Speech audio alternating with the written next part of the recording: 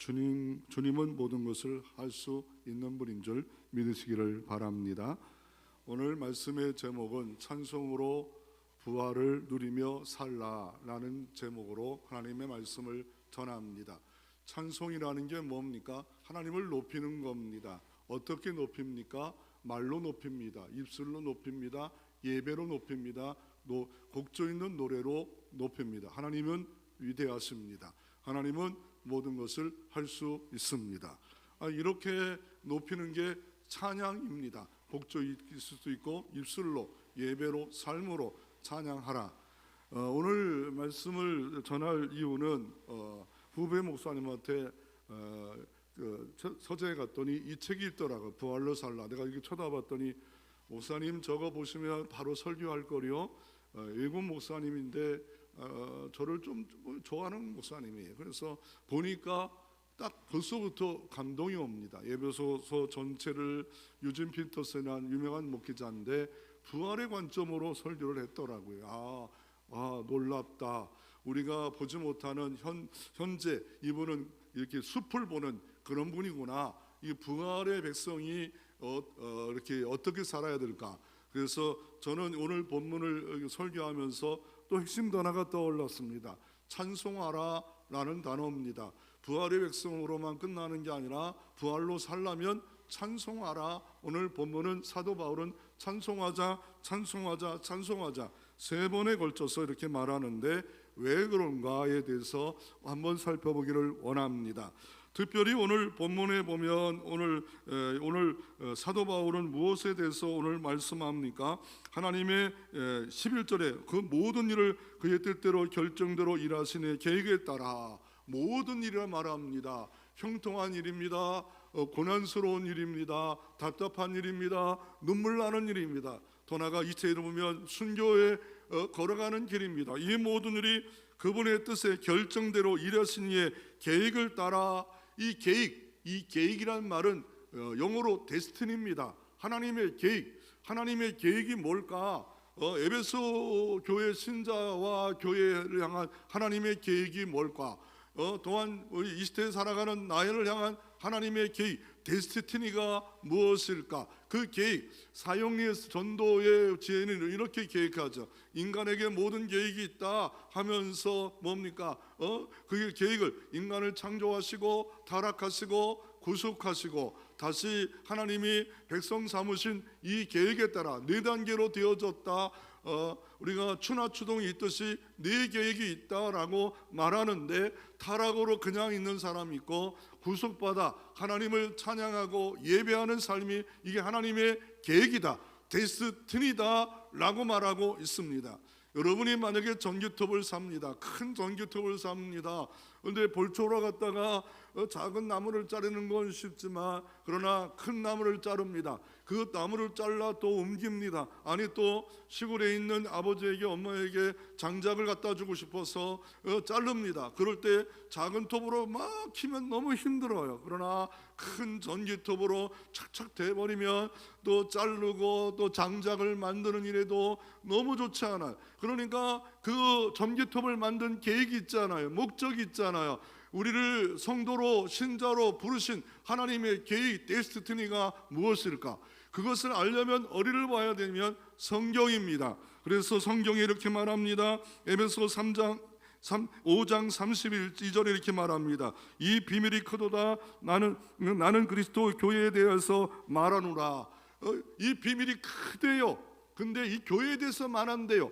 에베소 교회의 비밀이 크대요. 영통중앙교회 향한 비밀이 크대요. 성도 모든 개인에 대한 하나님의 비밀이 크도다라고 말하는데 이 비밀이 뭡니까? 순길필 빽빽할 밀자입니다. 이 비밀이 있다는 거예요. 이 복음의 비밀이 있습니다. 오늘도 성경에 보면 비밀에 대한 말이 9절에 그의 뜻의 비밀을 이거 우리에게 알리셨대요. 알지 못하고 타락 가운데 늘 살다가 원망, 불평하다가 영원 멸망받는 그런 삶이 있고 하나님이 우리가 이 복음의 놀라운 비밀을 알아. 내가 이 땅에서 어떻게 시간을 보내고 삶을 살아야 될까? 이 비밀을 아는 자가 되라고 오늘 본문은 우리에게 말씀하고 계십니다. 그러면 오늘 본문 우리가 찬송으로 부활을 누리며 정말 어떻게 하면 살 수가 있을까? 하지원이란 그 여자 탤런트가 그런 말을 하더라고요. 나는 입금되는 그때부터 모든 몸값을 한다라는 그런 기사를 이렇게 국민일보에 본 적이 있습니다. 몸값을 한대요. 몸값을 한대요. 그러니까 주님의 피값을 우리가 구원받았다면 우리는 우리에 대해서 걸맞는 일을 해야 된다라고 말하는데, 세상에 탤런트 하나도 몸무게 45kg를 유지하기 위해서 딱딱딱 자기 다이어트를 하고 자기 몸 조절을 하면서 살아가는데, 나는 영광스러운 부활의 백성답게 사는 백성으로서 이 땅에 나는 책임지고 있는 게 뭘까? 우리 한번 말씀을 통해서 하나님의 교훈을 얻을 때 하나님의 복과 은총이 여러분을 찾아가는 주일 예배 되시기를 주의 이름으로 축원합니다. 첫 번째 말씀을 통해서 우리가 살펴볼 것은 에베소 지역에 이런 말씀을 하신 의도가 무엇일까? 오늘 본문은 1절부터 2절에 봅니다. 나 사도 바울이 되었다. 그리고 너에게 편지한다. 하나님의 은혜와 평강이 너에게 있기를 원하노라. 여러분에게도 똑같이 은혜와 평강이 도달되는 이 시간 되시기를 주의 이름으로 축원합니다. 은혜와 평강이 너에게 있을지어다. 그러면서 사도 바울은 찬송하자 합니다. 찬송하라, 찬송하라, 찬송하라. 3번에 걸쳐서 계속 찬송에 대해서 말씀하는데, 왜 이런 말씀을 에베소 교회를 향해서 하고 있을까? 에베소 지역이 어디일까? 왜 이 말씀을 굳이 바울 사도는 에베소 교회에게 쓰고 있을까? 그 의도가 무엇일까? 목적이 무엇일까에 대해서 한번 살펴보기를 원합니다.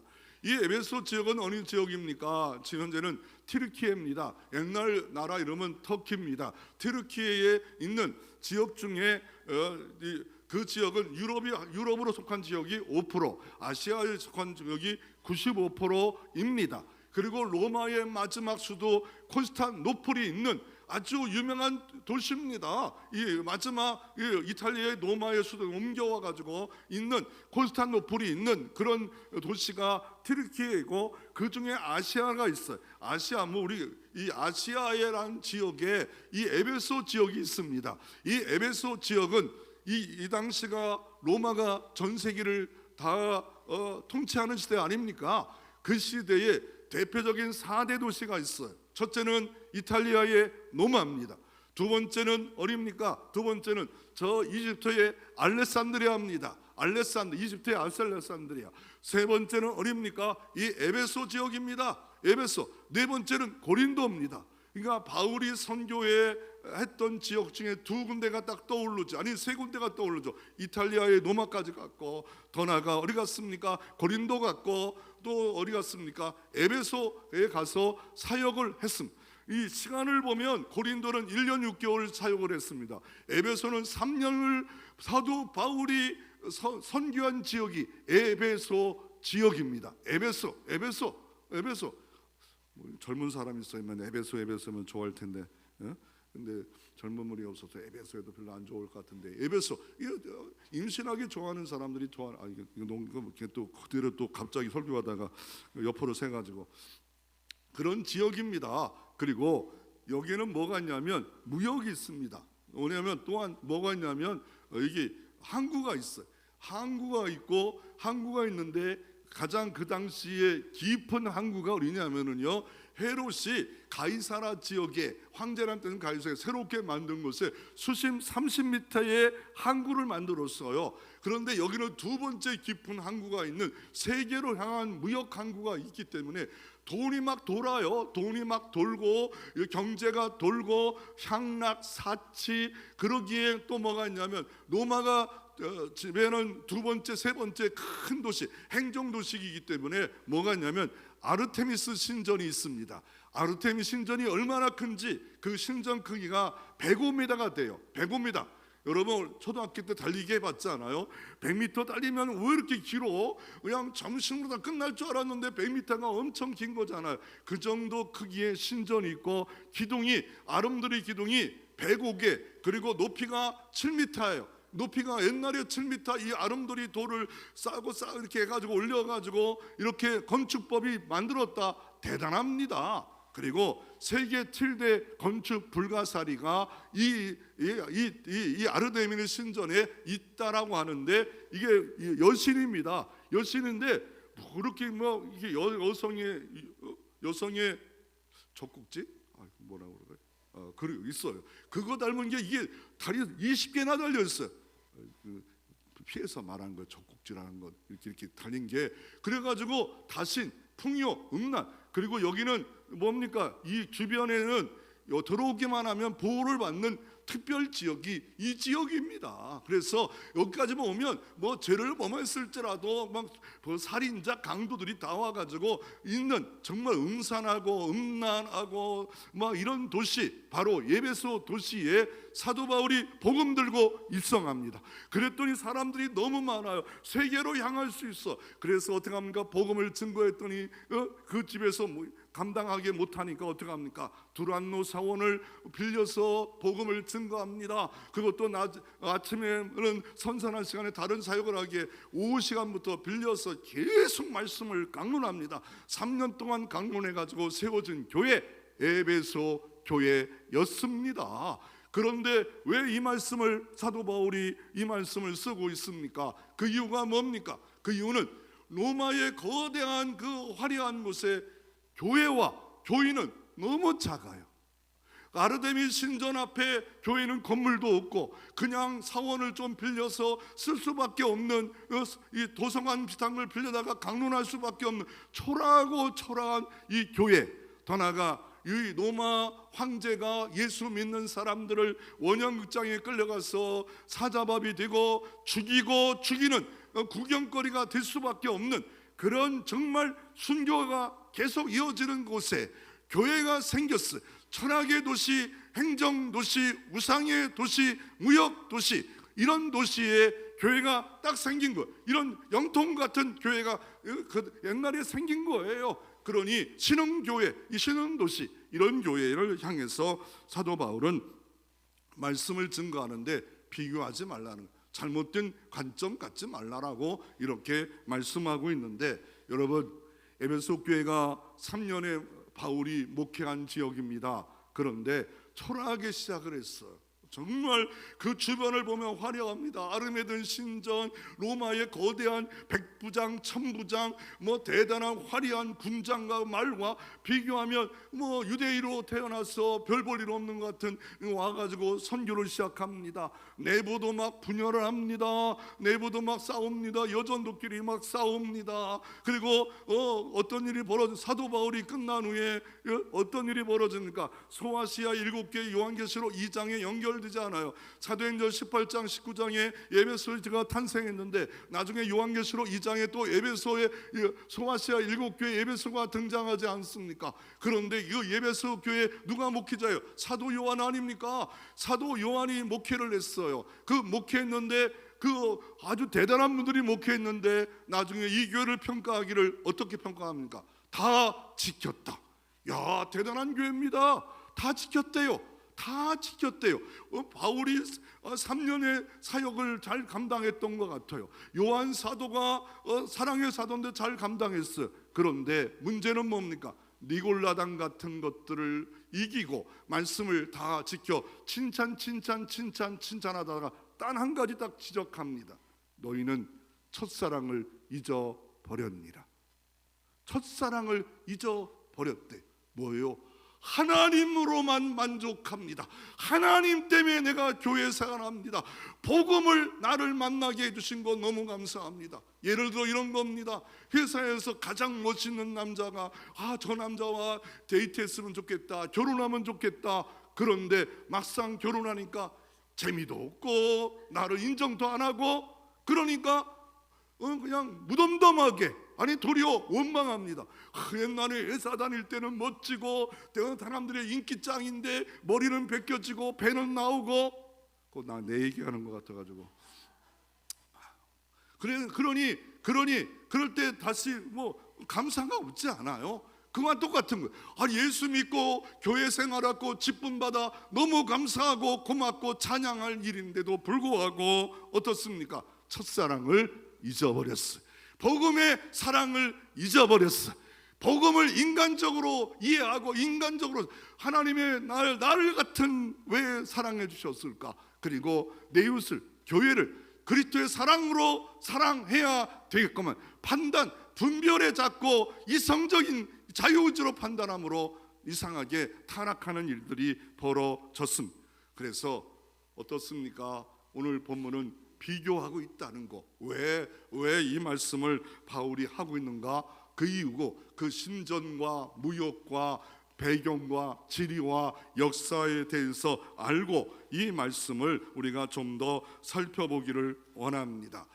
그 이해도 바울이 여기서 사역하다가 어떻습니까? 이 마술하는 사람을 책을 다 어떻게 합니까? 다 불태워버리고 너나가 어떻습니까? 여기 아데미 여신을 팔아먹었던 것에 대해서 그 데메드로가 화가 나가지고 바울을 막 핍박하잖아요. 왜 그렇습니까? 장사가 안 되니까 신전에 있는 그걸 만들어놨는데 그래가지고 바울을 쫓아내는 일들까지 사도행전 18장 19장과 에베소 말씀과 연결되어서 이 모든 것이 있는데, 에베소 교회는 인간적으로 보면 너무 초라했어. 더 나아가 교회적으로 보면 문제투성이에요. 그 중에 하나가 사랑을 잊어버렸어. 첫사랑을 잊어버렸어. 순수한 복음의 사랑을 잊어버렸어. 나를 점검할 필요가 있어. 내가 찬양하는 이유가 뭘까? 사역하는 이유가 뭘까? 교회 다니는 이유가 무엇일까? 인간적으로 자꾸 내 땅만 바라보지 말고 복음의 사랑이 내 안에 붙들리고 있는가? 이것에 대해서 에베소 교회는 경고하고 있습니다. 그러지 않으면 촛대를 내가 옮겨놓겠다라고 말합니다. 그래서 사도 바울은 지금 감옥에 있어.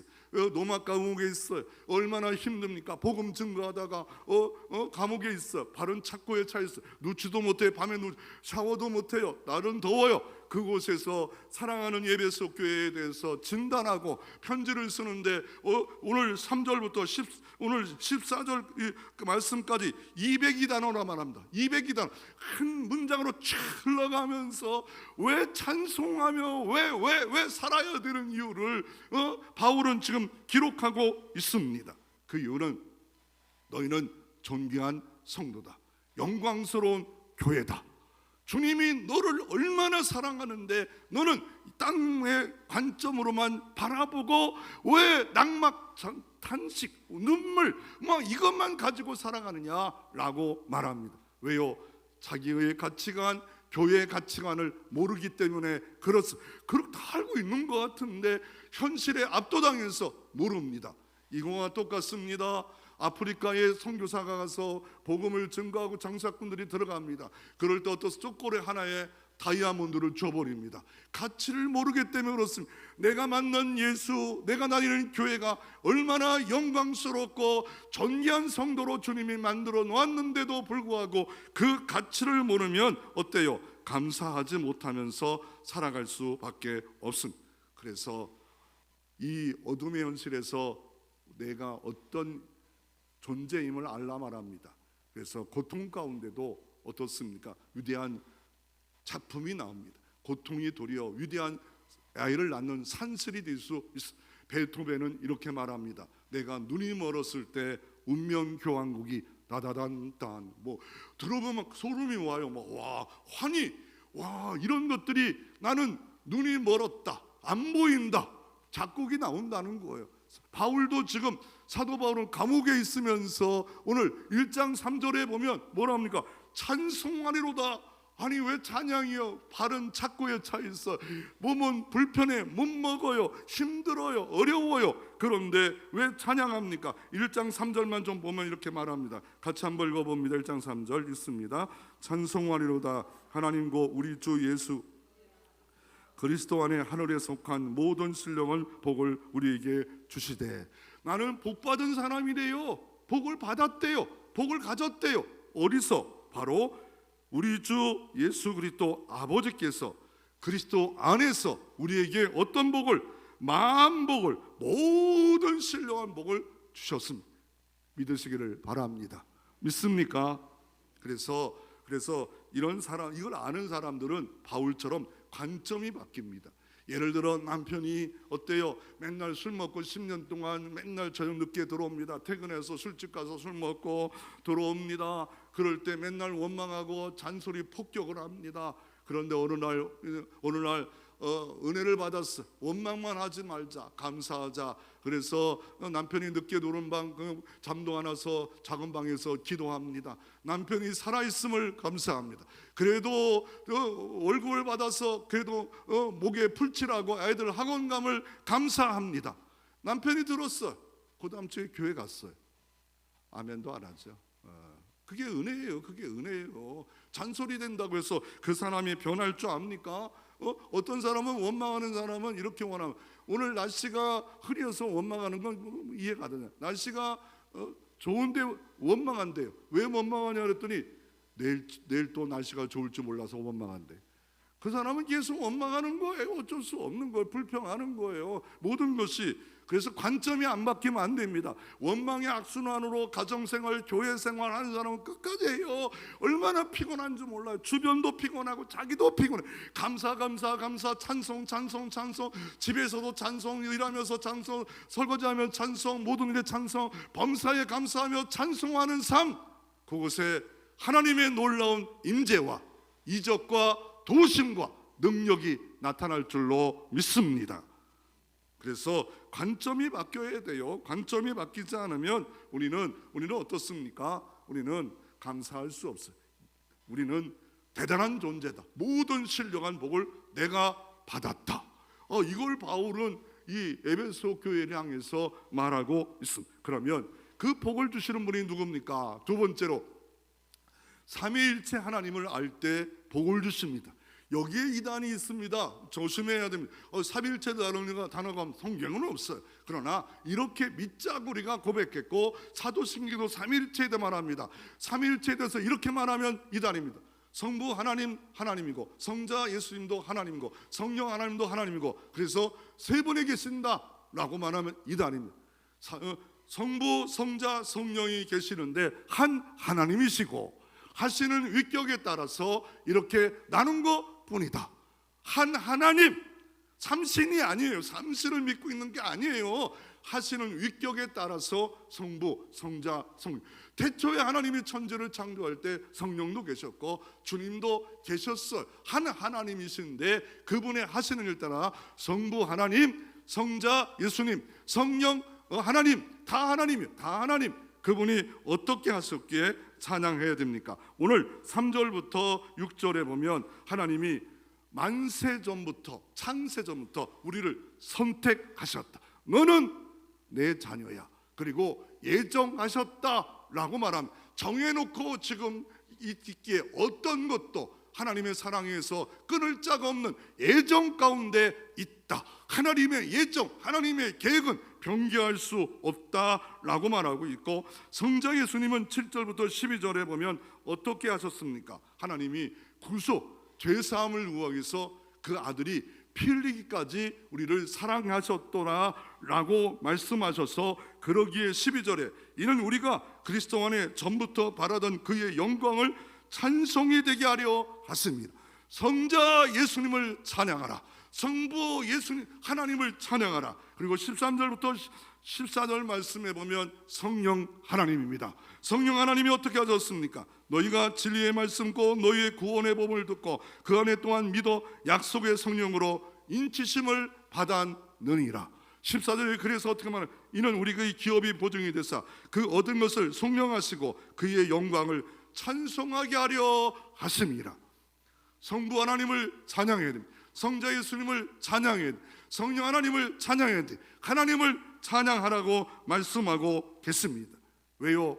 구속받았기 때문에 그렇습니다. 만세전에 우리를 선택했기 때문에 그렇습니다. 성령이 인치셔서 너는 내 것이라 했기 때문에 그렇습니다. 그래서 어떤 분이 이런 찬양을 합니다. 우리 한번 찬양을 불러볼까요? 찬송을 부르세요. 한번 찬양 드리기를 원합니다. 놀라운 일이 생길 겁니다. 찬송을 부르세요. 찬양 한번 드리겠습니다. 찬송을 부르세요.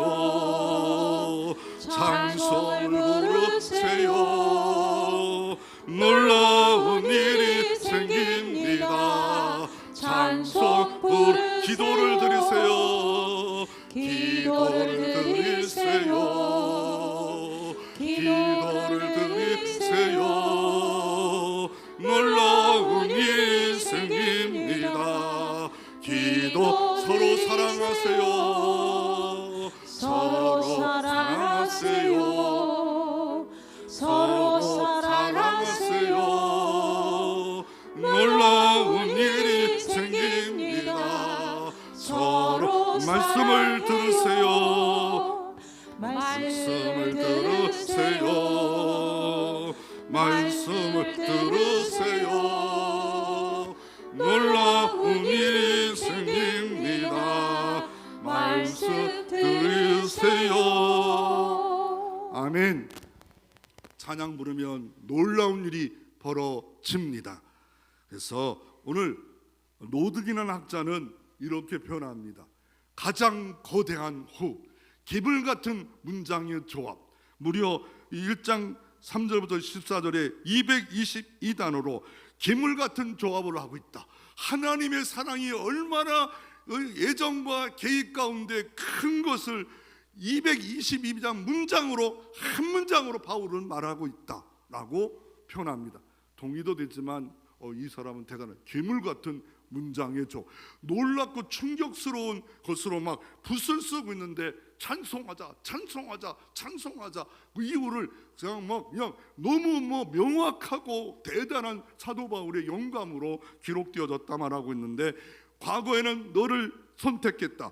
현재는 예수를 피로 믿어 복음을 듣고 구원받았다. 성령이 인치시고 영광의 기업이 되었다. 그래서 그 중에 가장 먼저 찬양할 이유는 뭡니까? 3절에 보면 복 주셨다라고 말합니다. 복을 주셨습니다. 우리가 복이란 말이 영어로 브레드입니다. 브레드란 말이 피예요. 피. 예수의 피를 가진 사람만이 방향을 잡아요. 나침반을 잡아요. 무엇을 위해 살아야 되는가, 무엇을 먹어야 되는가. 내가 예배의 존재다. 찬송이 가장 귀하고 귀한 거다. 나를 넘어뜨리지 말라. 나는 죽을 때, 호흡이 닿을 때도 찬양하리라. 아니, 요한계시록 5장에도 모든 천국가도 영원히 찬송할 우리가 되었다. 찬양한다, 찬양할 거다. 그래서 모든 신령한 복을, 하늘에 속한 것을 예수 그리스도 안에 우리에게 벌써 주신 것을 믿으시기를 바랍니다.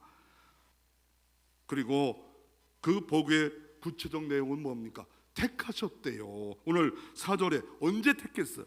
모든 창조주 전능자가 말씀으로 온 세계를 창조하셨습니다.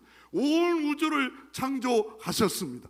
아담과 하와를 창조하셨습니다. 그런데 우리를 언제부터 우리를 선택하셨냐면 창세 전에, 모든 만물이 만들기 전에 하나님이 우리를 택하시고 애정하시고 복음을 듣고 구원받아 성도가 되었고 영통 중앙교회 멤버가 되었고 나를 직분자로 삼으신 게 다 하나님의 은혜입니다. 그러기에 어떻게 합니까? 우리는 찬양하라 말합니다. 여러분, 초등학교 시절 때 이런 일이 벌어질 겁니다. 옛날에는 학생들이 없는 곳에 축구를 합니다. 이제 반반, 체육 시간에 반반 나누는데 두 팀장을 세워가지고 가위바위보 해가지고 한 명씩 데리고 갑니다. 그럴 때 마지막까지 못 부르는 깍두기 같은 못 참여한 사람이 있다면 얼마나 가슴이 아프겠습니까? 그런데 나는 그 70억 인구 중에 나를 선택했다. 나를 위하여 하나님이 독생자 예수를 보내시고 사랑해 주셨다. 이 감격은 이거는 영원한 감격이 돼야 되는데, 이게 지금은 예배가 안 돼요. 찬양이 안 돼요. 땅의 것으로 낙심하고 땅의 것으로 힘든, 지금 원형극장에 끌려가 조롱거리로 죽어가는 자녀와 함께 죽어가는 현장에 사도 바울이 착고에 차여도 찬양하라. 왜요? 내게 너무 큰 만세전에 하나님이 선택하셨기 때문에 찬양하라 라고 주님께서 이렇게 말씀하고 계신 것을 볼 수가 있습니다. 이번 주에 보니까 저희 아파트에 보니까 축제가 있더라고요. 그래서 가정당 하나씩 뽑으면 텔레비전 준대요. 뽑으면 자동차는 안 주고 냉장고 준대요. 그리고 여행권을 준대요. 사모가 가라고, 안 가면 큰일 난다고, 안 가면 네가 가, 네가 조가가 안 된대요. 내가 가야 된대요. 목사님 그래도 잘 뽑는데요. 끌려가서 뽑았는데 너 새치기 하는 이사가 하나 있어가지고 한 대 때려주고 싶어가지고 새치기 하더라고. 그냥 한 대 때려주고 그 한참 끼는데 너 새치기 들어가요. 내가 뭐라고 하려다가 주여 입 다물게 하옵소서. 나를 목사로 아는 자도 여기 수원제일교회 북부교회 새벽교회 다 아는데 뭐라고 막 그러면 또 싸움질 할 거 아니에요. 그냥 참게 하옵소서. 뽑았는데 뭐 나오냐면 복권이 나왔어요. 그랬더니 사모가 잘됐다, 이거 복권 1등하면, 근데 우리 아들도 1등하면 그 복권 보면 꽝일 거예요. 이게 택한 거예요. 그 중에서 어떤 사람은 1등 했습니다, 나는 해외여행권을 받았습니다, 텔레비전 받았습니다. 그 사람 받는 순간에 어떻게 했을까? 야 내가 쏠게, 내가 커피 쏜다 막 이러지 않겠어요. 그것과 비교가 될 수 없는 것을 내가 알았다면 우리가 택하셨던 것을 알고 그리고 예정하셨습니다. 하나님이 천국 가는, 새하늘 새 땅 가는 데까지 하나님이 우리를 견인해 보호해.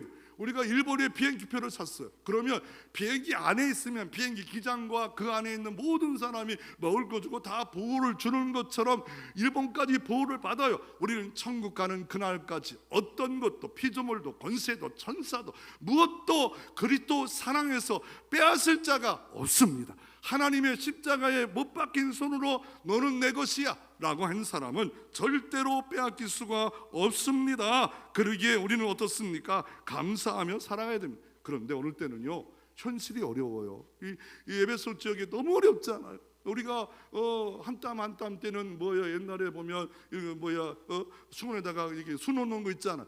이거 위에서 보면 잘 안 보여요. 밑에서 보면 왜요? 잘 안 보여요. 자꾸 밑에만 보면. 그런데 하나님의 눈의 관점으로 보면 잠깐이다. 이 고난도 잠깐이다. 이 고난도 지나간다.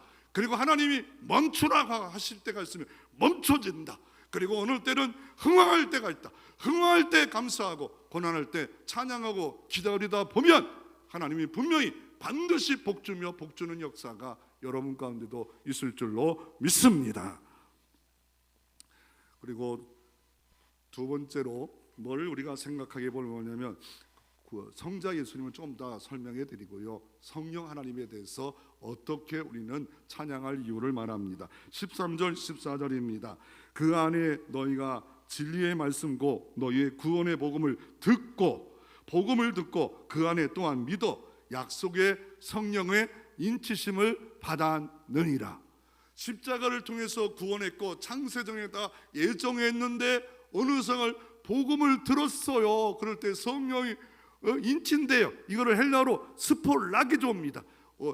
조선시대에 능력 있는 왕이 인감을 딱 때리듯이 인감도 변개하지 마라. 이거는 도지사도 건드릴 수 없다. 아무도 건드릴 수 없다. 이거는 뭡니까? 어떤 사람도 건드릴 수 없다. 도장 찍듯이 너는 내 것이야. 조건은 뭡니까? 복음을 듣고 믿는 자에게 주님은 어떻게 합니까? 성령으로 인치심을 주셨느니라. 너는 내 것이야, 내 거야, 내가 샀어, 그리스도의 피로 샀어, 너는 내 것이야, 너는 내 백성이야 하고 성령으로 도장을 찍었대요. 그런데 도장 찍은 거 여러분 보입니까? 안 보이지 않아요. 마귀가 귀신이 660에 인친다고 해서 여기다가 바코드 한다, 물론 그렇게 할 수 있는 확률이 있지만, 그러나 성령의 인치심은 하나님만 알아요. 어떤 사람이 참 구원의 인치심을 받고 있는가, 이거에 대해서는 하나님만 아실. 이거를 구약에는 알라본이라 합니다. 히브리어는 알라본. 이게 뭡니까? 아파트 살 때 선계약금이에요. 10% 20% 딱 내잖아요. 그 계약금이에요. 그러면 2년 3년 지나가면 잔금 치르고 들어가는 것처럼 어떻게 합니까? 기다리면 되는 거예요. 성령으로 인치시면 이 땅에 좁은 문 좁은 길 자기를 부인하고 힘들고 어려운 삶을 살지만 잠깐 안개 갖고 나그네 길을 걷다가 주님 부르시면 새하늘 새 땅으로 주님 품으로 들어가 영원히 찬송할 백성으로 우리를 만세전에 만들어 주셨기에 찬양하라라고 주님께서 우리에게 말씀하고 계십니다. 우리에게 알라본 보증을 줬어요. 보증서를 딱 줬다. 성령으로 보증. 예수 믿는 것으로 끝나지 않고 성령으로 내주어주고 보증서를 써. 이건 뭐냐면은요, 구약의 창세기 38장에 누가 나오냐면 유다가 나와요. 야곱의 아들 중에 유다가 나와요. 그런데 그 부인, 그 며느리 다말이 나와요. 다말이 결혼했는데 어떤 일로 첫째 아들이 죽어버려요.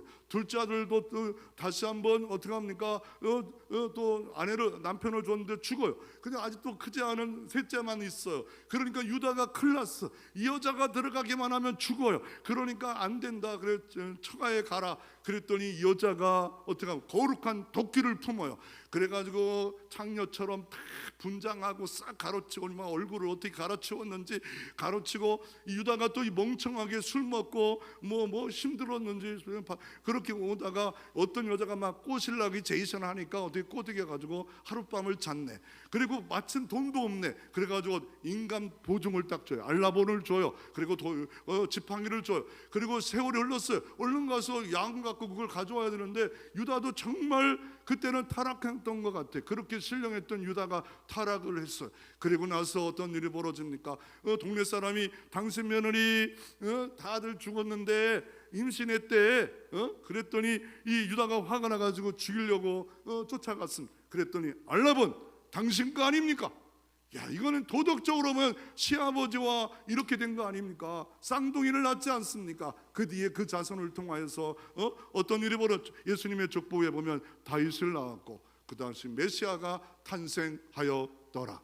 이게 우리가 인간적으로 보면 이게 뭐 다말은 돌로 쳐 죽여야 됩니다. 그럼에도 불구하고 이 여인은 시아버지의 인감 도장 알라본을 갖고 있었기에 살았다라고 말씀하고 있는 보증금, 이게 알라본이라 말한 이 보증금을 가진 사람은 어떻게 됩니까? 나중에 아파트를 가지고 들어갑니다. 그래서 리브가에게 어떻게 합니까? 종이 가서 알라본 이걸 예물을 줍니다. 결혼 약속을 하듯이 주님이 어떻게 합니까? 오늘 본문에 보면 이렇게 말합니다. 뭐라 합니까? 14절에 이는 우리의 기업이 보증이 되사, 성령이 보증한다는 거예요.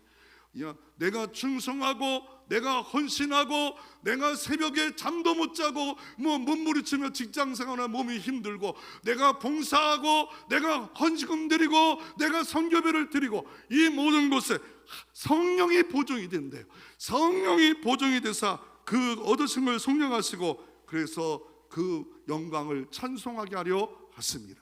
그래서 이런 은총이 우리에게 주셨기에 이런 늘 감사하며 주님을 찬양하라고 말씀하고 계십니다. 성부 하나님을 찬양하라, 성령 하나님을 찬양하라. 그리고 성자 예수님을 찬양하는데 뭐 어떻게 찬양합니까? 오늘 거저 주셨음 6절에 보면 이렇게 말합니다. 이는 그가 사랑하는 자 안에서 우리에게 거저 주시는 바 그의 영광을 찬송하려는 것이는 거저 구속을 줬습니다. 율법적 저울로 보면 우리는 구원받을 만한 행함이 아무도 없어요.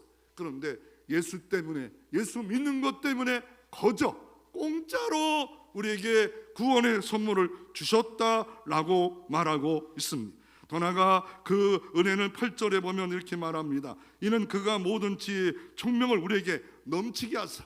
하나님이 또한 예수 그리스도를 통해서 어떤 은혜를 줬습니까? 넘치게 했대. 뭐를? 지혜를 넘치게 했대요. 총명을 넘치게. 내가 주님을 안 게 아닙니다. 복음의 비밀을 알게 하신 분은 우리를 넘치게 했다는, 와, 예수 그리스도가 은혜구나. 은혜와 진리신 예수 그리스도, 독생자를 주님을 보니까 은혜와 진리가 충만하더라. 그분을 통하여 은혜 위에 은혜더라. 넘치게 채워주시는 은혜를 주님이 허락해 주셨습니다. 그 은혜는 에베소 3장 4절에 이렇게 말합니다. 4장 이렇게 말합니다. 그것을 읽으면 내가 그리스도의 비밀을 깨달을 것을 너희가 알 수 있으리라.